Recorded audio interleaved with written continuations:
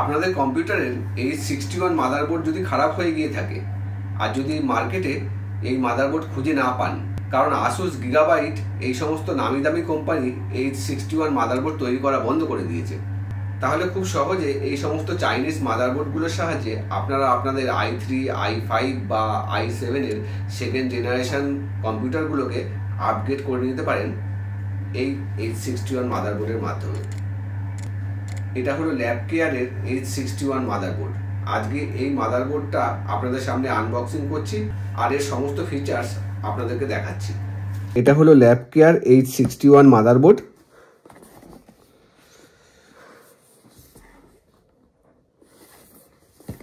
এখানে স্পেসিফিকেশন লেখা রয়েছে Intel third generation, second generation, core i7, i5, i3 processor support করবে। ইন্টেল H61 চিপসেট রয়েছে, দুটো DDR3 র্যাম সাপোর্ট, দুটো DDR3 1066, 1333 অথবা 1600 মেগাহার্জ র্যাম সাপোর্ট করবে। 4টে SATA পোর্ট রয়েছে, একটা PCI Express *16 স্লট রয়েছে, একটা PCI Express *1 স্লট রয়েছে। এছাড়াও 6টা USB পোর্ট রয়েছে। তা চলুন আনবক্সিং করে ফেলি।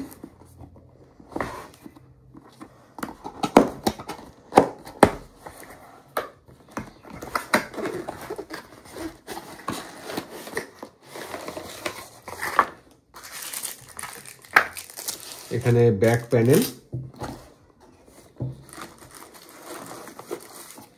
ইউজার ম্যানুয়াল, SATA কেবল,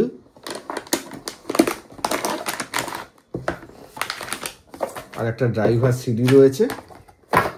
আর এই হচ্ছে মাদারবোর্ডটা।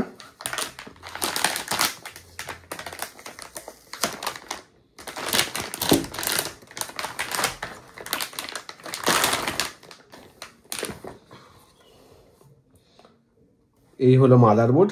এখানে রয়েছে CPU পাওয়ার কানেক্টর, এখানে মাদারবোর্ড পাওয়ার কানেক্টর, CPU স্লট,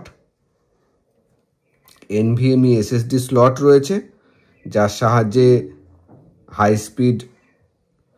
সাহায্যে আপনারা আপনাদের পিসিটাকে খুব হাই স্পিড করে নিতে পারেন NVMe SSD লাগিয়ে। এখানে 4খানা SATA পোর্ট রয়েছে, SATA হার্ড ডিস্ক বা SSD লাগাবার জন্য।